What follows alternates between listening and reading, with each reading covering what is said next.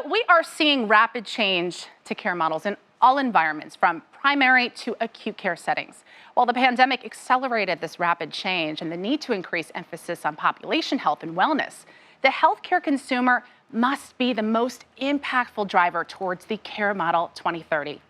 In this session, Dr. Andy Anderson, Chief Medical Officer and Quality Officer at RWJBarnabas Health, will provide a forecast of what's coming next and how we can get from here to there. So let's bring him up on stage now. Dr. Anderson, great to see you this morning. Good morning, everyone. Yeah, excited for you to open up our summit. I know you have a presentation to get to, but before we do, I would love for you to tell us a little bit more about your healthcare organization and, of course, the partnership with a well-known university in New Jersey that I'm really familiar with. Yes, no, I'm excited to do that. Our health system, RWJBarnabas, is a integrated health system with 12 hospitals and a full portfolio of ambulatory services, including a medical group, ambulatory surgery centers, physical therapy network, et cetera. Our goal is to provide comprehensive care for the patient population that we serve, which is about 5 million people across about 2/3 of the state of New Jersey. And we have a partnership with Rutgers University, which is a critical underpinning of all of that. And part of that is the future workforce and training our physicians, our nurses, and others in the right way, and then hopefully hiring them in our health system. Nice. And part of that also is research and clinical trials and best evidence and best practice, and trying to offer the best possible therapies and outcomes for our patients in New Jersey. So we're all very excited about the partnership with Rutgers and our ongoing efforts to best serve our communities in New Jersey. Hey, you guys are definitely a well-oiled machine. Well, I know you have a lot to share with us, so we'll pull up your deck. And again, we will open it up for some audience Q&A after, so put those questions in the chat. Andy, the floor is yours. Thank you very much. And I'm excited to be the opening keynote. My goal is to get everyone thinking, get your juices going, get you ready to engage and think about the future of healthcare. And purposefully, there's a question, what is your role? Because I believe each individual has a role, and certainly everyone in this forum, in this meeting, has a role in the future, and everyone needs to step up if we're really going to get ourselves to where we need to get to. There's a picture there reminding me of The Matrix, which is one of my favorite movies, and trying to work within the healthcare setting is somewhat like working within the Matrix. There's certain rules, and we're gonna have to bend those rules in order to get from here to there. So when we look ahead and think to 2030, no one truly knows what is going to happen, over the next 5 to 10 years. That's why the crystal ball is there. And my question is, what is the care model we should all be advancing together? And there's a quote at the bottom from Mahatma Gandhi that says, "Be the change that you wish to see in the world," which goes back to my point that we all must step in and be part of the change that's needed to get healthcare to a place that's going to better serve our patients. And this slide and the next few slides are going to present some of the challenges, some of the conflicts, if you will, about how to organize ourselves in healthcare. And these don't have to be mutually exclusive, but they all have to be thought about and really interwoven, into the fabric of healthcare. And part of this is the individual patient, the person in front of you needs help. And I'm a physician. I'm a general internist. I do still see patients in practice. And when I'm seeing a patient, it's about that person in front of me. On the other hand, the population is also critically important. And that's the population health mindset. And that's also a critical piece of the puzzle, if you will, about how to best deliver healthcare. We must think about the individual person. We must think about the populations we're serving. We have to find the right intersection of those two themes. Another huge pressure point I wanted to point out, which I think is obvious to everyone, is economics, and the cost of healthcare is a big problem that we've been facing in the United States for quite a while, and I would say we really haven't fixed it. And if anything, costs are going up, too much. And there's a quote there just from this week about inflation and the consumer. And that was part of what you heard in the opening remarks, is the consumer is going to be critically important in how healthcare is shaped in the future. And if the consumer, if the patient can't afford it, there's going to be deferred care. There's going to be misses in terms of being able to get to the best outcomes. The value equation at the top of the screen is an important paradigm. And what's important to our patients and consumers is high quality, high service at a reasonable cost. It's really the triple aim of healthcare. And this is a mounting issue in terms of healthcare costs and the problem that's going to cause us in the future. And in some ways, if you're going to be optimistic, it's going to force us to change. It's going to, the crisis of our economy is going to force healthcare to change more quickly, which could be a good outcome, but it may be painful in the short run. And part of what we're facing in this country is the fact that we spend more proportionately, which is the brownish color line, than other countries in terms of our healthcare expenditures. And if you look at the social service spending, which goes into social determinants, we spend proportionately less. So if you look at this chart, we're out of whack here. And some people will say, well, if you're sick, you want to get your care in the United States. If you want to be well, this isn't the place to get that care. And so that goes into the conversation I want to have about prevention and wellness and health, and focusing more on that rather than just on healthcare. Because if you look at the social determinants of health and that as a factor into how our patients and communities have outcomes. If I get to the next slide, please. Social determinants really make up the vast majority of impact. And I think everyone in the audience knows this already, but just to put it in front of you, it's really only about 20% of impact related to actual healthcare. It's 40% related to social economic factors, 30% related to health behaviors, and 10% related to the physical environment. So when we're thinking about health and wellness and the future of healthcare, we've got to pay more attention to these aspects. So this is the from here to there. So we continue to live in a world that's very volume-based and episodic, and we need to get to a future state that's more value-based and continuous. And because of our episodic volume-based world, we have a lot of costs in healthcare. We provide services that may not be necessary. If we would have prevented them, if we would have gotten ahead of it, we wouldn't have needed to provide those services, which is an inefficiency that we've got to overcome in healthcare. So that future state where we're more proactive, we're focusing more on health, we're truly having our teams work top of license, we're making it easier for patients to access care, whether it's virtually or in person, will result in a more efficient, more cost-effective, and a higher value of our healthcare system. So I'm going to go back to where I work, which is RWJBarnabas in Rutgers, and we have a vision for population health care delivery, which is written here, about advancing value by access, affordability, great experience, high quality, absolute safety, and healthcare equity, which is another very important aspect to how we're going to have our communities be healthier, and transitioning from fee-for-service to value-based care. I talked about RWJBarnabas in my opening statement. This is the profile of our entire healthcare system.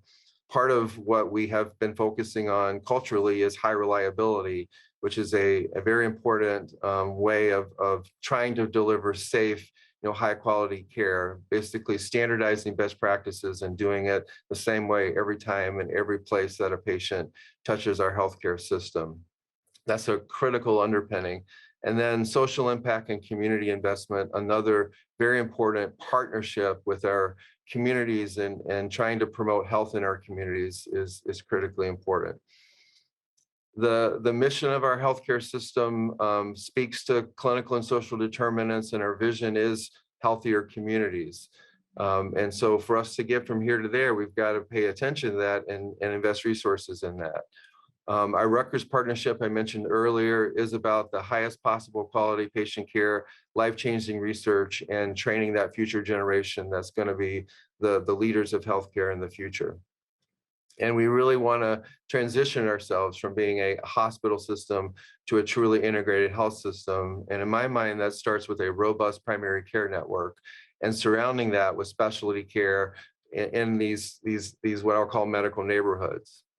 So when you look at primary care as the centerpiece, if you will, of a healthcare system, that primary care office or doctor needs to have these services within geographic reach of patients, so they can have their laboratory testing, their radiology. If they need to be in a hospital, if they need to see a specialist, then those services are readily available. We call it densification, to provide that consumer with that access, and really trying to coordinate care so that patients can get all the services they need within the network.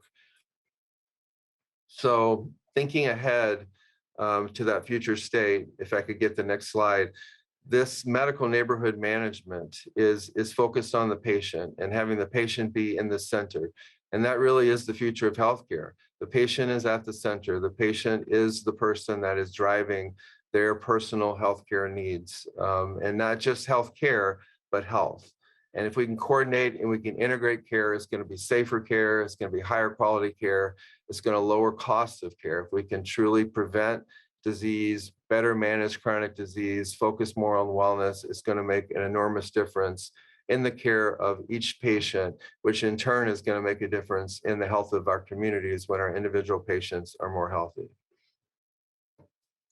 Data is a critical underpinning of this, and this slide is meant to be funny, of course, that, and this is often how it feels, that we're trying to get all the information that we possibly can, and yet we're not leveraging it, not using it, not having our caregivers and our physicians and nurses, have access to information at the point of care to really be able to make the best decisions.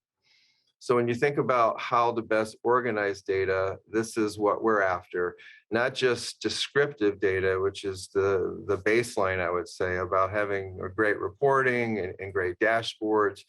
It's really about predictive and prescriptive.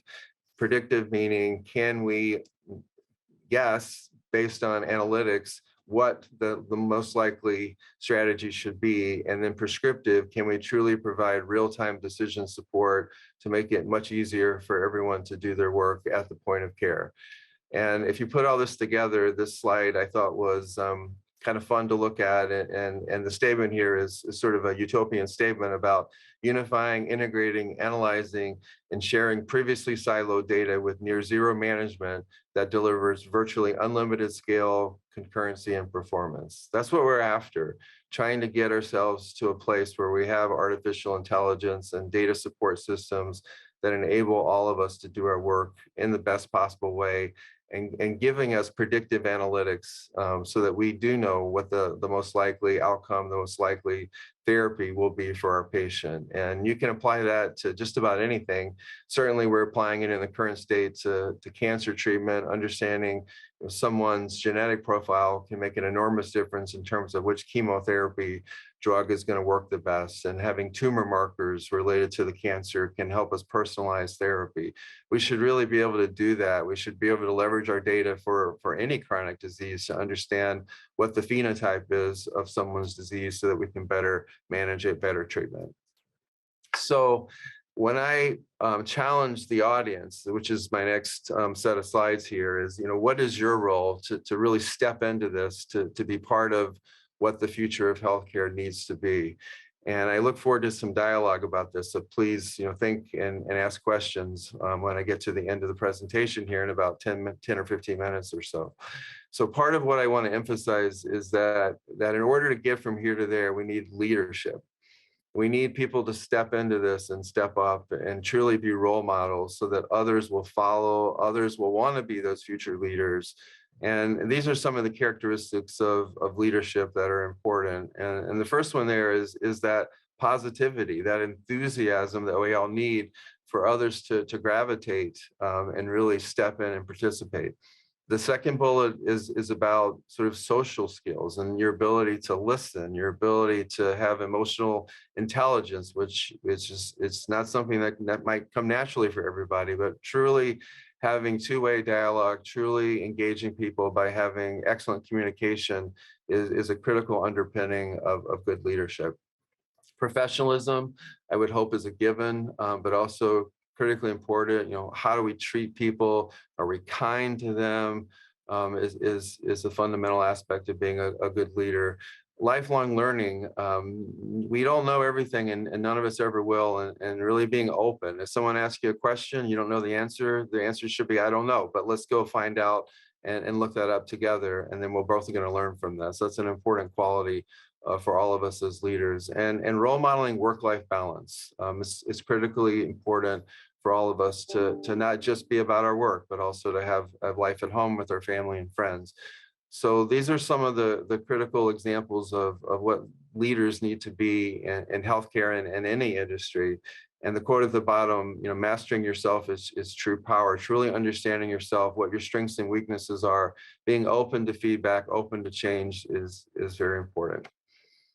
Another really important role modeling, and this is another funny slide, is we all have to be who we preach to be. So if we're going to preach as doctors that you must sleep, eat, exercise, and manage your stress, then that's what we all need to also be doing ourselves.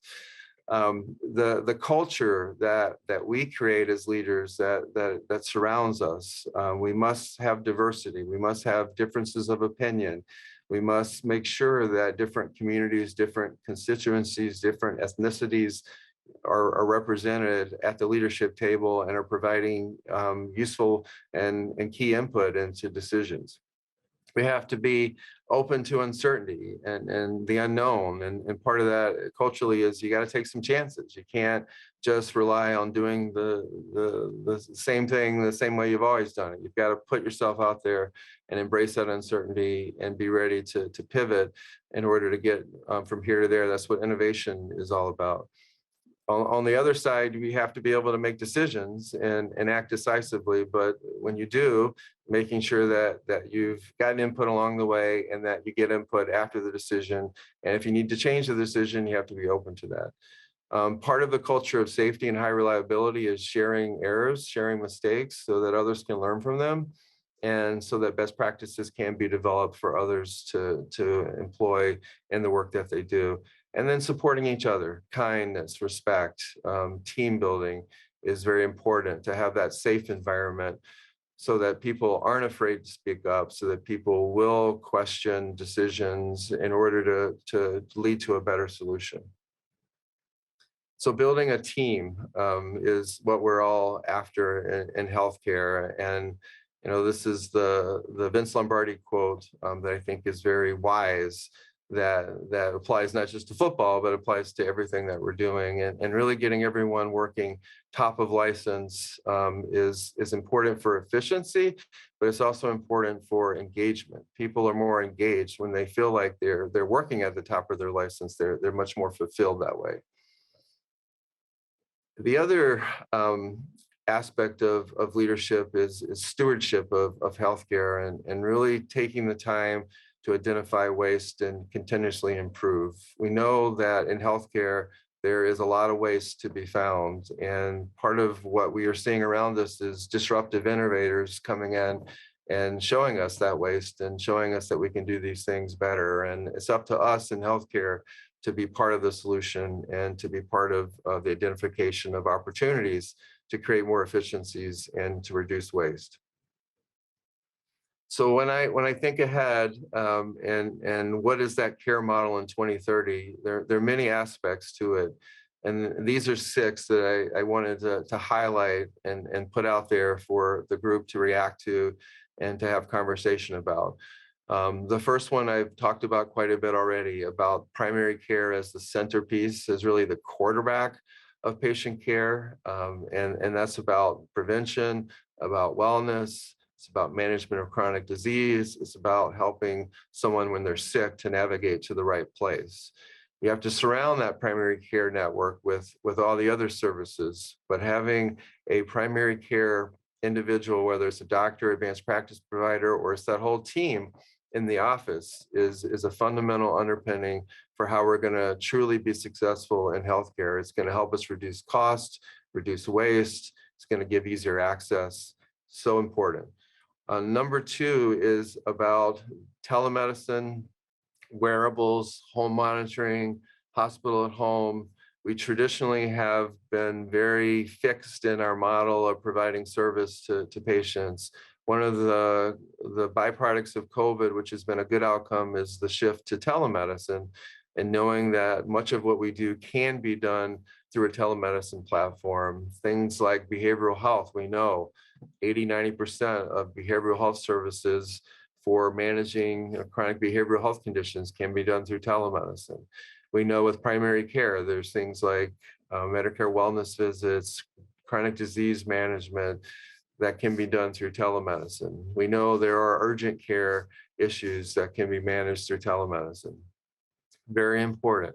Wearables, we know even 20 years ago, we knew that if we could just get the data from our patients related to their glucose, their blood pressure, their weight in their home environment, it'd be much easier for us to provide that care. And it's taken us quite a while to advance to where we need to get to. We still aren't there, but having that information available from the home environment is really helpful. I mean, it makes it easier to manage chronic disease such as diabetes when you truly have input of the glucoses and then how they're trending. There's all sorts of other opportunities here, whether it's detecting atrial fibrillation early, whether it's monitoring sleep patterns.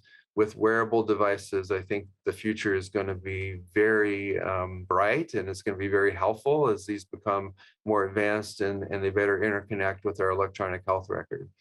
So that home monitoring is another area that has advanced with COVID in a very good way.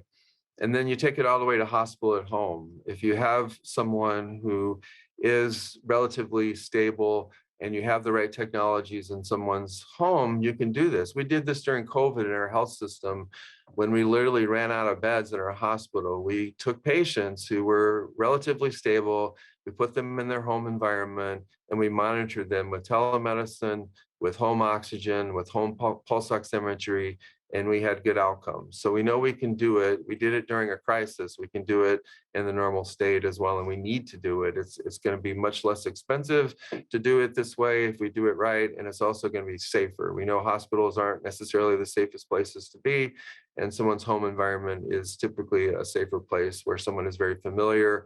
They're less likely to have things like falls. They're less likely to have things like sundowning, and this is all going to be very helpful. Number three is better fully leveraging data and artificial intelligence to assist with decision-making and standardizing processes. A lot of progress here, but there's so much more we can do. And part of that will be engaging patients themselves and having patients being able to understand what the best treatment is, what the best outcomes would be, giving patients more involvement in predicting their disease states and how they're going to end up if they're more likely to be motivated and engaged if they know that managing this glucose or managing this blood pressure is going to make a big difference in my outcomes and my longevity. That's going to be very helpful. Number four is coordinating care. I talked about the medical neighborhood and having primary care be the centerpiece and having patients be within that neighborhood where their doctors and their electronic health record are communicating more seamlessly, where there's more transparency in all aspects of their healthcare. Is going to result in better coordination of care, less repeat testing, unnecessary procedures. Things are going to be better coordinated that way. Number five, I've talked about is team-based care and truly having everyone work top of license. There's a lot of opportunity here to continue to advance the roles of advanced practice providers, to continue to define what a physician should do or not do, to advance work in areas such as social work and social determinants within a primary care medical home and within a healthcare system. Those are just some examples of how we truly can leverage our workforce to provide better care for our patients if we get to a place where we have everyone really working at the top of license and working in true teams. And then number six is about people and about the people that work in our healthcare systems and having our people be more engaged and more well and more healthy physically, mentally, emotionally will be very important. We need excited, motivated, engaged clinical staff and physicians and nurses and others to really be able to step in and provide the best possible care for our patients. I could have the last slide. It's going back to the importance of leadership, and all these different areas that I've talked about are important for us to step into. And in order for us to truly change healthcare, we need leaders. We need people who are focused on building the future of healthcare to a place where we do focus more on health and wellness and prevention. We still want to provide the best possible care when someone gets sick. Don't lose that in the messaging. And people will get sick, and they will get cancer. They will have heart disease. Those things will happen, and we need to be ready to provide the best possible care. And I believe we do that in our current healthcare systems in the United States, but we don't do a good job at prevention and wellness and chronic disease management. And if we did a better job there, we would have less cancer, less heart attacks. And part of that is on us and the health systems to make it easier for people to access care, to navigate care. Part of that's going to be on the environment and our payers and our government, and really partnering, as you heard about in the beginning. If we can truly partner between our payers and our providers, we're going to develop a better system where there is more focus, more reimbursement on prevention and wellness and chronic disease management. And that's going to lead to better outcomes for our individual patients and for our communities. And in that scenario, we're all going to have a healthier world, and that's what we're after: healthier communities, healthier world, and all of us stepping into that will be important. So I hope that I've provided some thought-provoking aspects here for this forum, knowing that the conference is going to proceed and many of these topics are going to be touched on. I encourage everyone to really step into it, ask questions, engage yourself, and ask yourself how you're going to be a leader and how you're going to help change the world of healthcare. I'll stop there and take any questions. Yeah, and we have a bunch of questions. Thank you so much. Really inspiring presentation. Loved how you ended with "We need your leadership," after talking about how leaders are role models and how positivity is really infectious. And don't worry, Andy, I actually did laugh at your cartoon slide, so it was funny. Well, you couldn't get that reaction. But let's go to our first question here. We have a little less than 10 minutes left, but let's pull up Jared from Jefferson Health. Welcome, Jared. Great to see you on this Tuesday. What's your question or comment for Andy? Hi, everyone. Thank you, Dr. Anderson, for a great presentation. Jefferson Health, so not too far away from RWJBarnabas, and been amazed at the growth that your health system has seen over the past few years. Going back to your medical neighborhood slide, wondering how you balance the strategy of creating those multiple access points and locations with the cost of actually building those brick and mortar locations. Are you partnering with independent physicians, working with outside companies, joint ventures, whatever it may be? Yeah, it's a great question. To build the medical neighborhood of primary care, it's a mixture of different ways of aligning physicians, and our strategy has been a mixture of employment, clinically integrated network where there's a tight alignment, and then joint venture arrangements as well. So we did I call it a mapping exercise of our geography and our health system, and identified where we need primary care, where there are gaps in our primary care network. And then looking at each of those areas, it's a matter of deciding, is there an existing primary care practice there that we want to go and speak with that practice and align them and giving them options. There's an employment model, there's a CIN model, there's a joint venture model, but really trying to fill that in so that we have coverage, if you will, of our entire geography. Well, thank you so much. Hopefully that answered your question, Jared. We'll hopefully see you again soon, but thanks for joining us up on stage. All right, Andy, I hope you're ready. We got loads of questions in the queue. Let's go to Ann next from MCMC. Welcome, Ann, to the Healthcare Summit. What is your question or comment for Andy? You are on mute, Ann. Someone had to do it. Famous last words.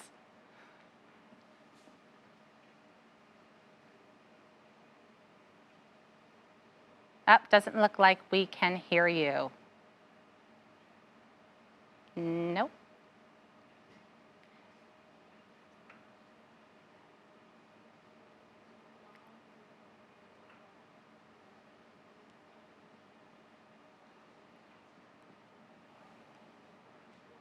Yeah, I know she put her question in the chat. I'm getting word of it now. They're on the road to reliability. And what was the next part of that question? What has your organization has done to reach this milestone? What barriers So were in the way?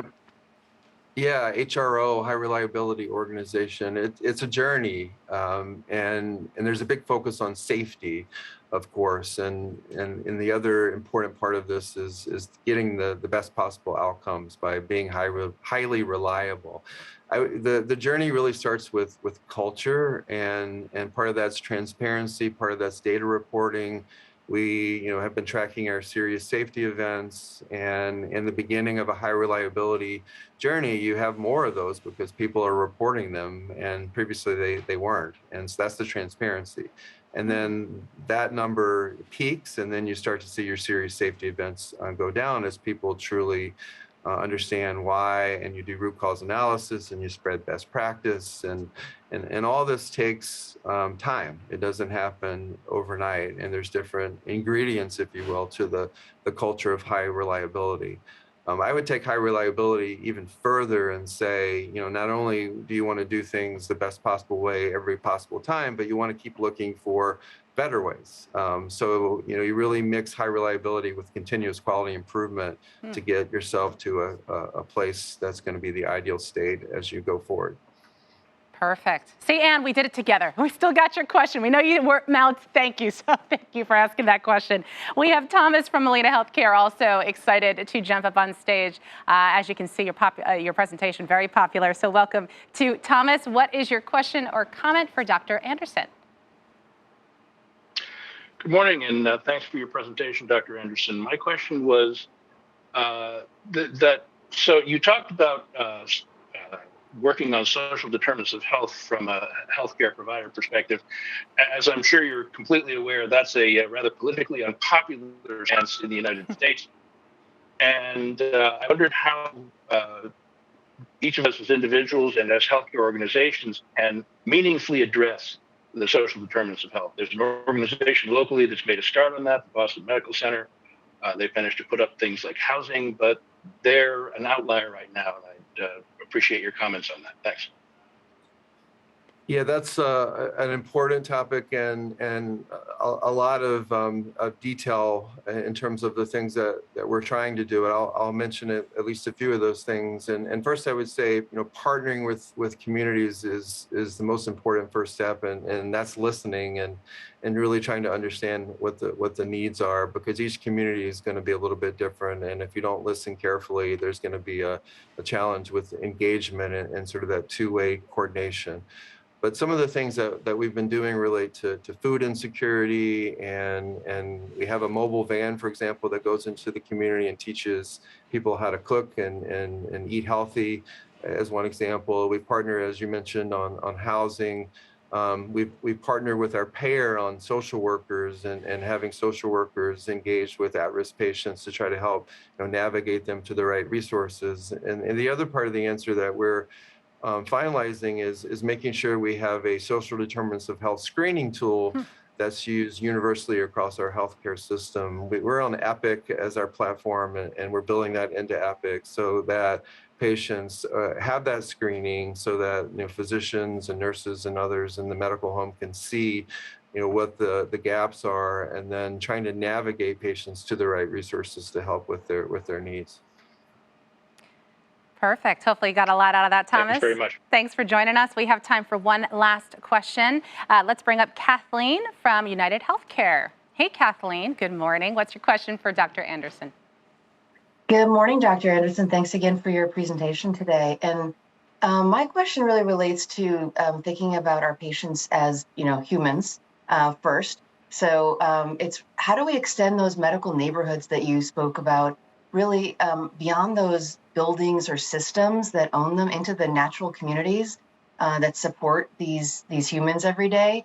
And beyond that, how do we enable them to become advocates, across those communities and resources so that they can learn and make decisions about how to spend their medical dollars more wisely or better, since that dollar doesn't go as far anymore?